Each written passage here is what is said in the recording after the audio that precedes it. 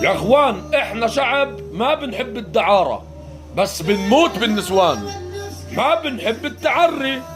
بس بنموت على الرقاصات اللي على التلفزيون، بنكافح المخدرات بس بنموت بالكيف، ما بنحب الربا بس بناخذ قروض عشان نشتري سيارات وبيوت ونتجوز كمان. احنا بنشرب دخان واولادنا ممنوع لانه حرام ومشان الصحة، متدينين بس ما بنصلي، وبنعرف الله بس من برا لبرا وعدى سهيل وبس نقع بمشكلة، بنحلل اللي بيمشي مع مصالحنا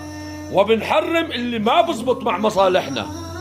ما بنحب الفساد بس بنشارك فيه عشان ما يمشي القانون علينا، ما بنحب ننتقد حالنا بس اللي بيجي تحت ايدينا وحياتك بنشل عرضه، ما بنحب بعض وندعي انه احنا بنحب بعض، غرقانين في الخطايا وقاعدين بنتمنى الجنة.